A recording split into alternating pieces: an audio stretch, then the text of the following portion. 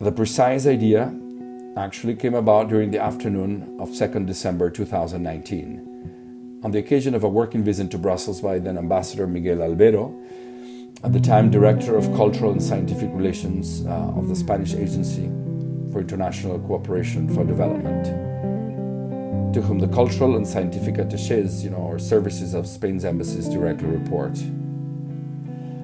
As with so many previous guests, I subjected him to the usual torment, pausing before the wall of the Chancellery courtyard, which any visitor has to cross in order to reach the annex that houses the office, the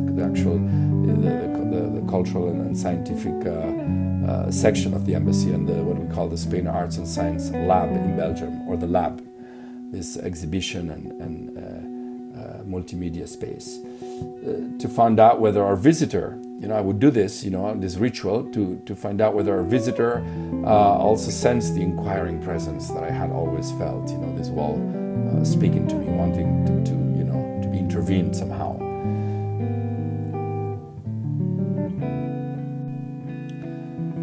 And I must confess that many of the replies I received during months of forced inquiry, you might call it, varied between outright indifference, and I also confess that this would happen especially often on rainy days, of which Brussels has a plentiful supply.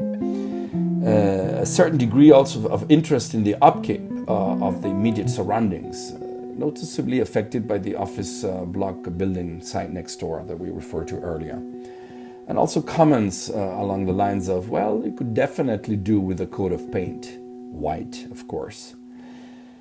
Albero not only felt that inquiring presence in the same way as I did, but in addition, and bearing in mind that the COP25, which is the 25th United Nations Conference on Climate Change, was being held that very month in Madrid under the slogan "Time for Action."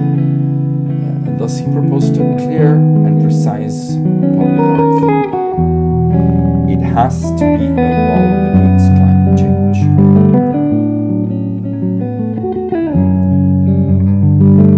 I thought it was especially important to precede that more combative phrase with a positive declaration of principles, hence the eventual coining of the actual name of the open call on the project, We Are Nature, a Wall Against Climate Change. The aim being to create another bubble, but although on this occasion a bubble of nature and of color, through a public call for works of art on this theme in this very heart of the Quartier Européen Quarter. This public call mobilized 107 artists and collectives from all over Europe, mainly from Belgium and Spain. This was possible to a great extent thanks to the institutional partnership between an embassy, a city council, and an international organization. The winning entry, Butterfly Effect, by artists Esther Pizarro and Olimpia Velasco, was supposed to be actually the final embodiment of that original idea of artivism and cultural diplomacy. But the project did not stop there. And let me try to explain to you why.